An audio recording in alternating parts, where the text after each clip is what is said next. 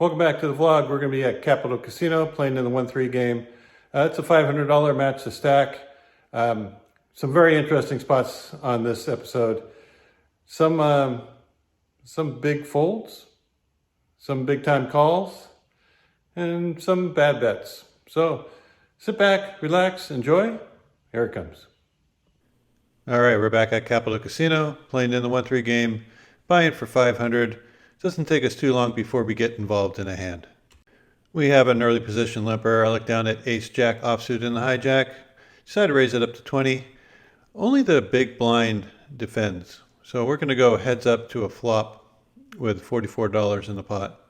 And the flop is pretty damn good. It comes queen, jack, jack with 2 spades.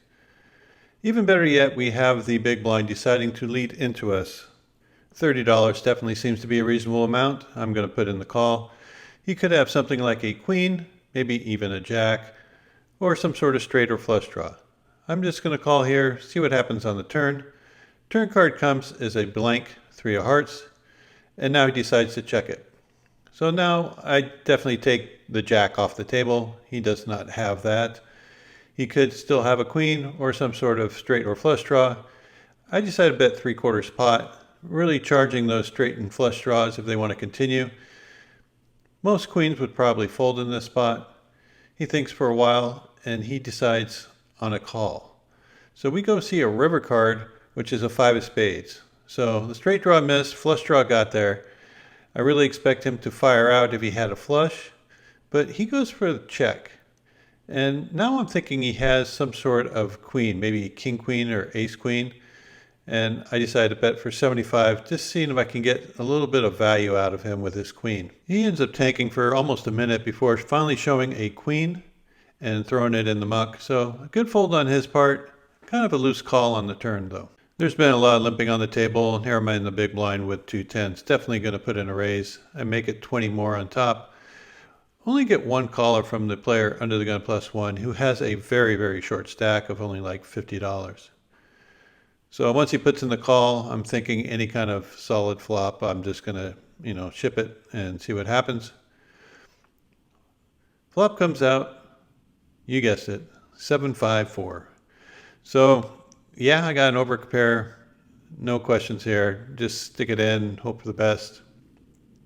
He actually asked me if I flopped a straight. Not quite sure what his ranges are for raising from the big blind, but mine normally don't include 6-3 or 6-8. Anyway, he thinks for a little bit before finally putting in the call, and we go see a run out, which comes about as bad as you can imagine, with a 6 on the turn and a 7 on the river. So 4 card to a straight, but he happened to have ace jack and just called with 2 overs. So we win this little teeny pot. All right, again, we get involved with a short stack. I went for a raise with 2 4s from the low jack, and the small blind just ships his stack in, and he didn't have very much to call. I think I said something like, I don't think I can fold for that amount, and once I got a count, I went ahead and put in the call. And we get to see a run out. I mean, he says, do you have a pair? And I said, yeah, a small one. He goes, well, you're ahead. So I'm thinking he had like 2 big cards, ace, king, king, queen, something like that. Anyway, I turn over my 4s as he turns over his pocket deuces, and I'm thinking, wow, I'm really ahead. And the board comes out all big and medium-sized cards, and my little pair of 4s wins this little teeny pot. All right, enough of the small pairs. Let's play some big ones. Here we have pocket queens. There is a limper to my right. He is somewhat on tilt. He's taken some brutal beats, so his range is very wide. I raise 20, the player behind me calls, and so does the limper. So we're going to go 3 ways to a flop with 64 in the pot. Flop comes out pretty darn bad. It's jack, 8, 7, all hearts. So knowing I don't have a heart and it's checked me, and that's in the middle of the range for my callers, I'm just going to check this back and see a free card. Turn card comes as a 3 of clubs, probably the biggest blank you can imagine. Player to my right now leads out for $40. As I said, he is wide open at this point and is playing a lot of hands. So I don't think I can fold for $40. The river card is another bad card. It's the 9 of diamonds. and he bets 45 this time. And normally I would just fold this, but as I said, he is wide open at this point. And I can't beat any of his value hands, of course, but he could be value owning himself with something like King Jack or, something else. Who knows? As I said, he's been playing a lot of hands. So after a while of considering that I just have to be right here about 20% of the time, I go ahead and stick in the 45, and he shows King 3 of hearts. Good for him. I got a late start filming this hand, but I have red kings here, and I figure red kings have to be better than black queens. There is a $7 straddle. Player to my right, who's a competent player, opens for a raise to 20. I go ahead and re-raise, and I make it 65. Only the original raiser puts in the call, so we're going to go heads up to a flop with 137 in the pot. Flop is pretty good. It comes 10-9-3 rainbow. Player to my right checks. I decide to bet 55 into this pot. Could go a little bit larger, but I really think I have him dominated at this point, unless he woke up with something like pocket 10s or pocket 9s, and a small bet I would find out about it. He thinks for a little bit before putting in the call. So we're headed for the turn with 247 in the pot. Jack of spades is definitely a back turn card. It hits his range pretty hard. I was thinking he probably had something like queen jack, maybe king jack, and took one off for a gut shot. I can kind of hear Zeus in my mind saying, "Got a pot control. Pot control." So I'm really torn whether to pot control this hand because, jacks, 10s, 9s, all definitely within this range, or charge for hands like queen jack, pocket queens, king jack, ace jack. Anyway, I went for the bet. Probably not the smartest choice, especially after Zeus was nibbling in my ear about it. My opponent now jams. I tried to warn you. I'm feeling pretty frustrated with myself for betting that. I probably should have just pot controlled that. And you can see by the way I'm shuffling my chips, I'm a little bit steamed at myself.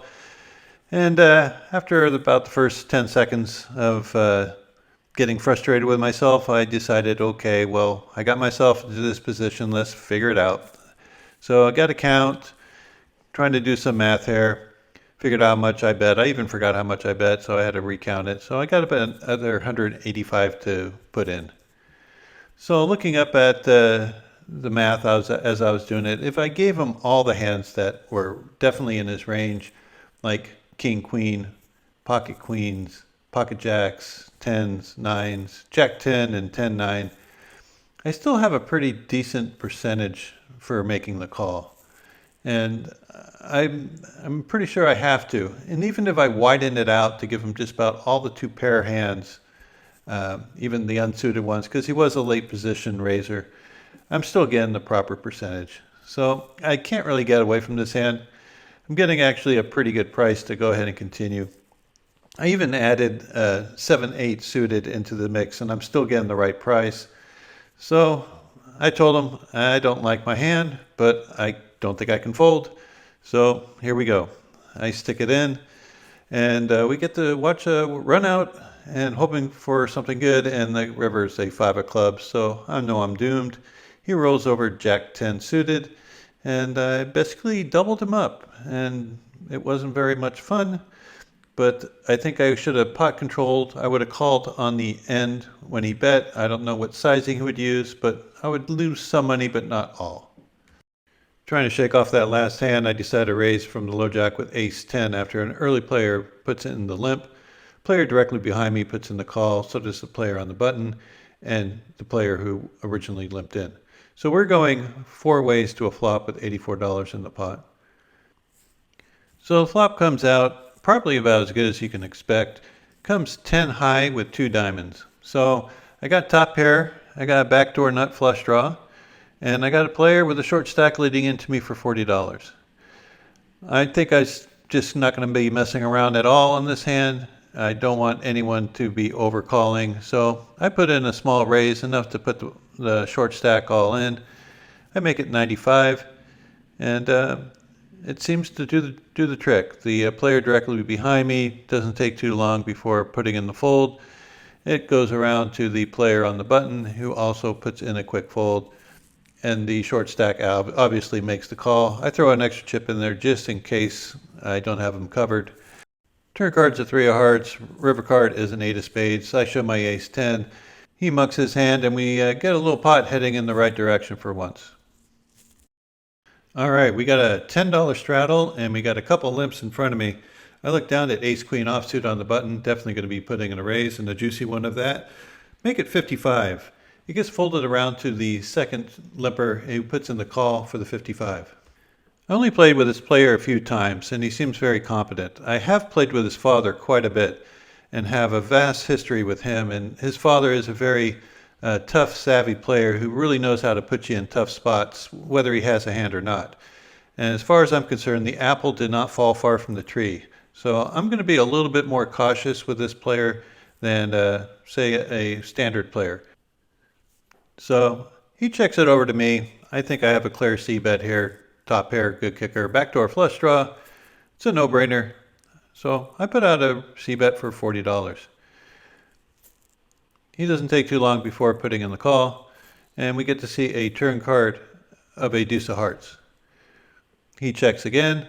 I'm probably really good here. I should probably bet, but as I said, he can be a very tricky player, so I decided to check this one back. I gave him a free draw at a flush, and the flush card gets there. I expect him to bet any flush at me at this point, and he checks again. So I really put him on a weak ace, and I decided to go for some value. And I probably could have got the value on the turn, because maybe he thinks I made the flush at this point. I'm not quite sure, but I open up with ace-3 suited from the under the gun +1. Only the player from the previous hand puts in the call, and he's in the small blind. So we're going to go heads up to a flop with 33 in, and the flop comes ace-6-9 with 2 clubs and the 9 of hearts. Pretty good flop. I got a pair. He decides to lead into me for $30. Kind of an odd play, but I'll put in the call, see what happens on the turn. Turn card comes as a king of hearts, and he continues with his aggression for the tune of $60. I now have the nut flush draw. I'm definitely not going anywhere, but I'm trying to think to myself, what hand is he actually representing here? I put in the call, and we get to see a river card, which completes the front door flush draw. So we missed it. We missed everything. And not only that, he's compiling a bet, and it's a big one. It's $160. There really isn't a lot to think about here. He leads into you on the flop on an ace-high board with 2 clubs. You call. Turn card comes, king of hearts. Gives you some hope for a flush draw. He bets again, you call. River card comes, front door flush draw gets there. You miss your flush draw. You have the weakest ace possible, and now he bets 160. What are you thinking about? Just let this one go and move on to the next hand. Of course, Zeus's analytics is spot on again, but what he didn't notice was something I did. And I picked up a little information that makes me believe that this player believes that he is bluffing at this point. So, knowing that I can beat a bluff, I toss in the chip. Yeah, it's a very loose call, but happened to be right. My opponent shows 6-10 of hearts for a pair of sixes, and I take it down with my pair of aces. Good for me. I've really been working on trusting my reads, and I decided to go with my read. Wow. Wow. You gotta teach me that one. Old dogs can learn new tricks. So that game ended up breaking shortly thereafter, and was on the sideline for a while before getting back into another game where I pick up 2 sevens from the small blind. And there were a bunch of limpers, and then the player raises to 15. I put in the call, and so does everybody else. And we get to see a beautiful flop of queen 8-7 with 2 clubs. So naturally, I'm going to go for the old check raise, and I check it over. Player in the under the gun position with a short stack just jams for $60. And the next player doesn't look too happy about it, but he puts in the call, and it gets folded back around to me. Now the player under the gun +1, he only has like another $100 behind, and with the set, I'm just going to go ahead and jam. So I put enough to put them all in. He puts in the quick call, and we get to see a run out, hoping that my set is good. He has been running kind of salty, but he gets a little bit happy when the Jack of Diamonds comes on the turn and the Nine of Hearts on the end. He shows 9-10, so he flopped in open ender. The other player who jammed from under the gun with a short stack actually had pocket eights. So I was pretty much crushed at all angles of this hand. Luckily, they both had short stacks, so I only lose like 180 on this. All right, we pick up ace jack suited. There is a limper, so I go ahead and put in the raise to 20. End up getting 4 callers for the 20. So the action is definitely flowing at this table. I got my first, decent playable hand after that pocket sevens. Hopefully we can make something happen here. Flop comes down pretty wet. King, Jack, 5 with 2 spades. So I got second pair, nut flush draw, but a very coordinated flop. Expect to get plenty of action if I make my hand. It is check to me. I bet 35. I'm not really trying to price out draws right now because I really feel like someone has me beat, but I want to still continue to have the lead in the hand so I can control the betting. So I bet 35. I end up getting 3 callers for the 35. So we're going to see a turn card with all these players in here and $240. And it comes probably the worst card in the deck, a 10 of diamonds. So all those middling cards definitely have me beat now. Someone probably has a king. Someone might have some sort of straight. So when it's checked me, I'm just going to check this back for pot control and hope I hit my hand. And lo and behold, I get the 7 of spades on the end. It gets checked over to me again. Now I decide to go for a bet size that I think would be paid off by maybe a king. Definitely paid off by 2 pair. I go for half pot of $120. The player in the small blind now thinks for a very long time. And I later found out that he was holding the king queen of diamonds. So he wasn't going anywhere after that turn card with top pair and a open end straight flush draw.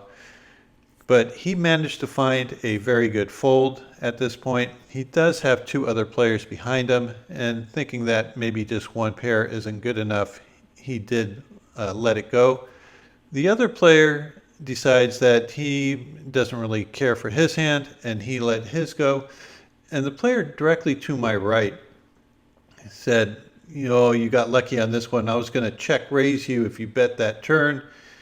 And he called with what I found out to be Queen 9. So once he verbally said call, I showed my hand. He flashed me his Queen 9. With those hands out, this could have been a much bigger pot. There are 2 limpers in front of me, and I look down at Ace King. I raise to 20. It's folded back around until I end up getting 2 callers, and 1 from the blinds, 1 from the late position limper. And we're going to go 3 ways to a flop with $66 in the pot. Looking for a favorable flop, and that's exactly what we get. It comes ace, 5, deuce with 2 clubs. So top pair, backdoor flush draw, and we got top kicker. Nothing to complain about. The players check over to me. I put out a c-bet for $25. First player puts in the call. And now the player who was the original limper, or it's the second limper, puts in the check raise to 75. I don't think this player is really capable of making a move, or I should say, I haven't seen him make a move like this in all the times I played with him. And I really feel that he is doing this strictly for value. So knowing that, and knowing that I have the ace of clubs, meaning he can't have top pair with a flush draw, the value hands he could have from limping in, pocket deuces, pocket 5s, maybe ace 5 suited, ace deuce suited. Other than that, he really isn't, messing around. I mean, those are the only real hands he has. If he has a set, I am way behind. If he has ace deuce or ace 5, I have some counterfeitable runs that I can get there. I mean, but what am I going to do on the turn when say a blank 8 of hearts or 8 of diamonds comes up, and he fires out for, 175, 200. I think I'm beat here. I'm going to go with my read. I let it go. Yes, it's a tight fold, but I'm sure I'm beat. The player later told me he did flop aces up. I know a lot of you would say that ace-king fold was bad because it's very exploitable. You can't be folding top pair, top kicker with a backdoor nut flush draw. But you can, and I did, and I'm okay with it. I sleep well at night knowing that I make that fold. I was up against a player who I thought would not be bluffing in that situation, and that all his raises would be for value, and it was just time to let it go.